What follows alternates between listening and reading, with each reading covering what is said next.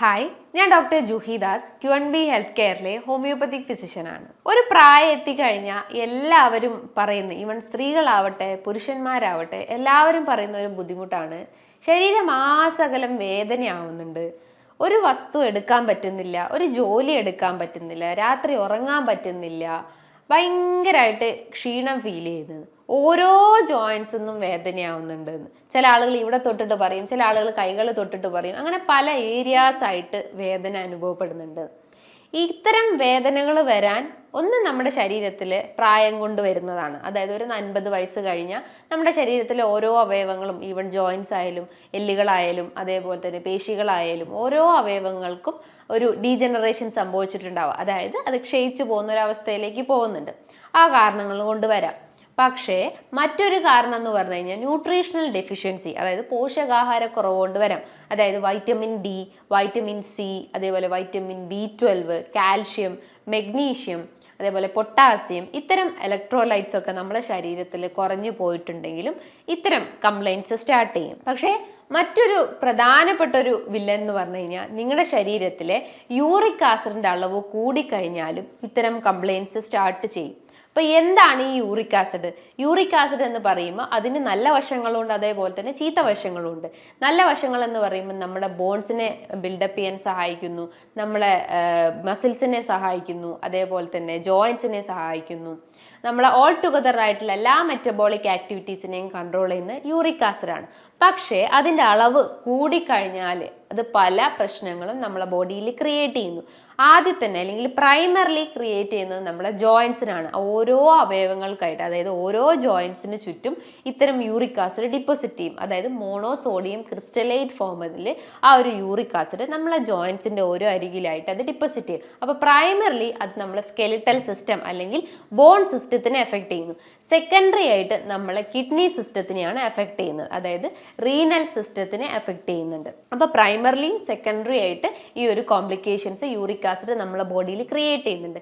Normal value അതിപ്പോൾ പുരുഷന്മാരിലാണെങ്കിൽ ഏകദേശം ഒരു 4.5 മുതൽ 7.5 വരെയാണ് ഒരു നോർമൽ റേഞ്ച് വരുന്നത്. സ്ത്രീകളുടെ കേസ് നോക്കുകയാണെങ്കിൽ അതൊരു 3.5 മുതൽ ഒരു 5.5 വരെയാണ് നോർമൽ വാല്യൂസ് വരുന്നത്. അപ്പോൾ ഈ ഒരു ബോർഡർ ലൈനിൽ നിന്നും അത് കടന്നു പോയിട്ടുണ്ടെങ്കിൽ നിങ്ങൾക്ക് ഈ ജോയിന്റ് കംപ്ലൈൻറ്റ്സ് സ്റ്റാർട്ട് ചെയ്യും. ജോയിന്റ് കംപ്ലൈൻറ്റ്സ് എന്ന് പറയുമ്പോൾ എന്തൊക്കെയാണ്? അതായത് എസ്പെഷ്യലി തള്ളവിരലുകൾ, കാലിൻ്റെ തള്ളവിരലിലൊക്കെ നോക്കുകയാണെങ്കിൽ ഈ ഒരു ടിപ്പിലായിട്ട് ഇങ്ങനെ ചുവന്നിരിക്കുന്നത് കാണാം. ജസ്റ്റ് ഒന്ന് പ്രസ് ചെയ്ത് കഴിഞ്ഞാൽ അവർക്ക് വേദന അനുഭവപ്പെടാം. കാലുകൾ മടക്കാൻ പറ്റുന്നില്ല, കൈകൾ മടക്കാൻ പറ്റുന്നില്ല, ഒരു വസ്തു എടുക്കാൻ പറ്റുന്നില്ല, അവിടെയും ഇവിടെയൊക്കെ ആയിട്ട് ഒരു വലിഞ്ഞു മുറുകുന്ന ഒരു അവസ്ഥ ഉണ്ടാവുന്നു. ചില ആളുകൾക്ക് പനി, ഇടയ്ക്കിടയ്ക്ക് പനീൻ്റെ പ്രശ്നങ്ങൾ ഉണ്ടാവുന്നു. അപ്പം നിങ്ങൾ RH ഫാക്ടർ അല്ലെങ്കിൽ റുമാറ്റോയിഡ് ഫാക്ടർ ഒന്ന് ടെസ്റ്റ് ചെയ്ത് കഴിഞ്ഞാൽ വാതസംബന്ധമായിട്ടുള്ള ബുദ്ധിമുട്ടുകളാണോ എന്നറിയാൻ പറ്റുന്നതാണ്. അതേപോലെ തന്നെ നിങ്ങളുടെ കാലിൻ്റെ അല്ലെങ്കിൽ പാദത്തിൻ്റെ ആ ഒരു ഏരിയാസിലൊക്കെ ഒരു സൂചി കുത്തുന്ന പോലെ അല്ലെങ്കിൽ ഒരു പിന്നെടുത്ത് ഇങ്ങനെ കുത്തുന്ന പോലത്തെ ഒരു സെൻസേഷൻ ഉണ്ടാവുന്നു. ചില ആളുകൾക്ക് ചെരുപ്പിടാൻ പറ്റാത്തൊരു ബുദ്ധിമുട്ടുകൾ ഉണ്ടാവുന്നു. അതേപോലെ തന്നെ ഒരു നംനെസ് അല്ലെങ്കിൽ ഒരു ടിംഗ്ലിംഗ് ഫീലിംഗ് ഉണ്ടാവുന്നു. ഈവൺ ഒരു വസ്തു അവിടെ തൊട്ട് കഴിഞ്ഞാൽ അവർക്ക് ഒരു സെൻസേഷൻ ഇല്ലാത്തൊരവസ്ഥ വരുന്നു. ഇതൊക്കെ ഒരു കോംപ്ലിക്കേഷൻ അല്ലെങ്കിൽ നെഫ്രോപ്പതി കോംപ്ലിക്കേഷൻസ് ആയിട്ട് നമുക്ക് പറയാം. റീനൽ കംപ്ലൈൻറ്റ്സ് എന്ന് പറയുമ്പം എസ്പെഷ്യലി യൂറിൻ ഔട്ട്പുട്ട് ആണെങ്കിൽ അവിടെ റെഡ്യൂസ്ഡ് ആണ്. ചില ആളുകൾക്ക് മൂത്രത്തിൽ പത വരുന്ന പ്രശ്നങ്ങൾ ഉണ്ടാവുന്നു. യൂറിൻ്റെ അകത്ത് ഒരു യെല്ലോയിഷ് നല്ല രീതിയിൽ ഒരു മഞ്ഞ കളർ അപ്പിയർ ചെയ്യുന്നു. ചില ആളുകൾക്ക് യൂറിനേറ്റ് ചെയ്യുമ്പോൾ വേദന പ്രശ്നങ്ങൾ ഉണ്ടാവുന്നു.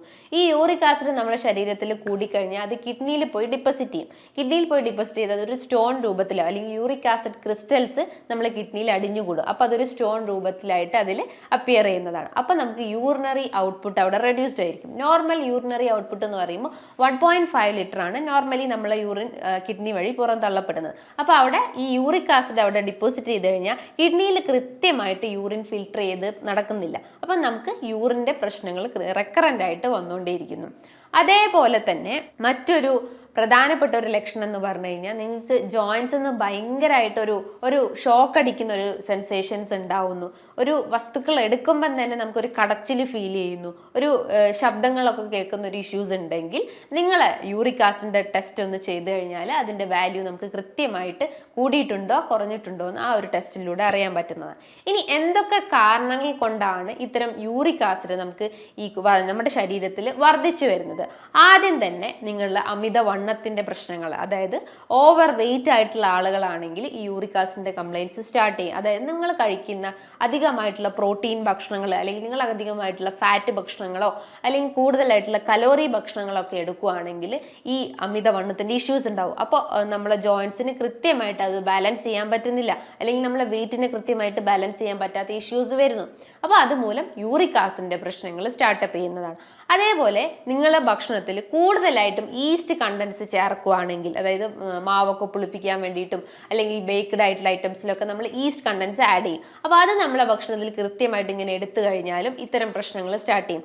അതേപോലെ നിങ്ങളെ വൈറ്റമിൻ സി അടങ്ങിയിട്ടുള്ള ഭക്ഷണങ്ങൾ അളവ് കുറഞ്ഞു കഴിഞ്ഞാലും ഈ ഒരു യൂറിക് ആസിഡിന്റെ പ്രശ്നങ്ങൾ ഇങ്ങനെ റെക്കറന്റ് ആയിട്ട് വന്നുകൊണ്ടേയിരിക്കും. അതേപോലെ തന്നെ മറ്റൊരു പ്രധാനപ്പെട്ട ഒരു കാരണം എന്ന് പറഞ്ഞാൽ, നിങ്ങൾ കണ്ടിന്യൂസ് ആയിട്ട് ഫാസ്റ്റിംഗ് ചെയ്യുന്ന ആളുകൾ അല്ലെങ്കിൽ സ്റ്റാർവേഷൻ എടുക്കുന്ന ആളുകളൊക്കെ ആണെങ്കിലും ഇത്തരം യൂറിക് ആസിഡിന്റെ പ്രശ്നങ്ങൾ റെക്കറന്റ് ആയിട്ട് വന്നുകൊണ്ടിരിക്കും. അതേപോലെ നിങ്ങൾക്ക് അൺകൺട്രോൾഡ് ആയിട്ടുള്ള പ്രമേഹം അല്ലെങ്കിൽ അൺകൺട്രോൾഡ് ഡയബറ്റീസിന്റെ ഇഷ്യൂസ് ഉണ്ടെങ്കിലും ഇത്തരം നെഫ്രോപ്പതി പോലത്തെ കംപ്ലൈൻസ് ആയിരിക്കും അവിടെ പ്രോമിനന്റ് ആയിട്ട് നിൽക്കുക. അപ്പോൾ നിങ്ങളുടെ ഭക്ഷണത്തിൽ എപ്പോഴും നിങ്ങൾ ഫോക്കസ് ചെയ്യേണ്ടത് ഈക്വൽ എമൗണ്ട് ആയിട്ട്, അതായത് ഒരു പ്രോട്ടീൻ്റെ അളവ് കഴിവതും കുറയ്ക്കാൻ ശ്രമിക്കുക. അതായത് ആനിമൽ പ്രോട്ടീൻസ് ആവട്ടെ വെജിറ്റബിൾ പ്രോട്ടീൻസ് ആവട്ടെ, പ്രോട്ടീൻ്റെ അളവ് കഴിവതും കുറയ്ക്കാൻ ശ്രമിക്കുക. നമുക്കറിയാം പ്രോട്ടീൻ മെറ്റബോളിസത്തിന്റെ ഒരു വേസ്റ്റ് പ്രൊഡക്ട്സ് ആണ് ഈ യൂറിക് ആസിഡ് എന്ന് പറയുന്നത്. അല്ലെങ്കിൽ നമ്മുടെ ബോഡിയിൽ കൃത്യമായിട്ട് പ്രോട്ടീൻ മെറ്റബോളൈസ് ചെയ്ത് കഴിഞ്ഞാൽ അതിലുണ്ടാകുന്ന ഒരു ബൈ പ്രൊഡക്ട്സ് ആണ് യൂറിക് ആസിഡ് എന്ന് പറയുന്നത്. അത് നോർമലി നമ്മുടെ യൂറിനിലൂടെ പുറന്തള്ളപ്പെടുന്നതാണ്. പക്ഷെ അത് കൂടുതലായിട്ട് നമ്മുടെ ബോഡിയിൽ ഡിപ്പോസിറ്റ് ചെയ്യുമ്പോഴാണ് അതിന്റെ സ്റ്റോൺ ഫോർമേഷൻ നമ്മുടെ കിഡ്നിയിൽ ഉണ്ടാകുന്നത്.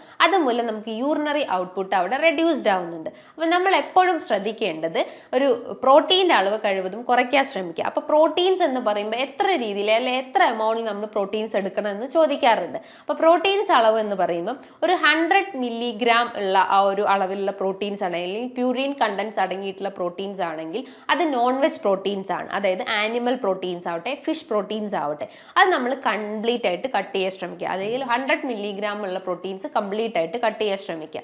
അതേപോലെ ഒരു 50 to 100 മില്ലിഗ്രാമിൽ വരുന്ന പ്രോട്ടീൻസ് ആണ് ഈ സോയ പ്രൊഡക്ട്സ്, അതേപോലെ തന്നെ പയറുവർഗ്ഗങ്ങളിൽ വരുന്നതെല്ലാം. അത് നിങ്ങൾക്ക് ഒരു മിതമായ രീതിയിൽ എടുക്കാൻ പറ്റുന്നതാണ്. അതേപോലെ ഒരു 50 മില്ലിഗ്രാമിനെക്കാട്ടും താഴെയായിട്ടുള്ള പ്രോട്ടീൻസ് നിങ്ങൾക്ക് നല്ല രീതിയിൽ കഴിക്കാം. അത് നമ്മുടെ ബോഡിയിൽ ഇത്തരം യൂറിക് ആസിഡിന്റെ ടെൻഡൻസി കുറയ്ക്കുന്നതാണ്. അപ്പോൾ അതിൻ്റെ അകത്ത് വരുന്നതാണ് പ്രോബയോട്ടിക് ഭക്ഷണങ്ങൾ, തൈര്, മോര്, പഴങ്കഞ്ഞി പോലത്തെ ഭക്ഷണങ്ങൾ.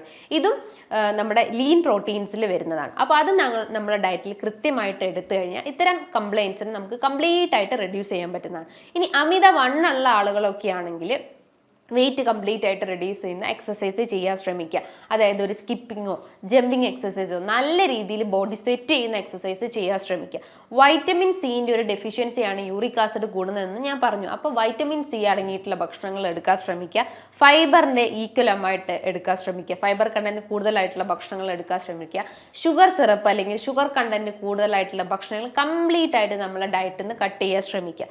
മിതമായ രീതിയിൽ നമ്മളെ ബോഡി എപ്പോഴും ഹൈഡ്രേറ്റ് ചെയ്തുകൊണ്ടേ നിൽക്കുക. കാരണം ഡീഹൈഡ്രേഷൻ കൊണ്ടും നമ്മളെ ബോഡിയിൽ യൂറിക് ആസിഡ് ക്രിസ്റ്റൽസ് ഡിപ്പോസിറ്റ് ചെയ്യും. അപ്പോൾ ഒരു ഡെയിലി ഒരു 10 to 12 ഗ്ലാസ് വെള്ളം കുടിക്കാൻ ശ്രമിക്കുക.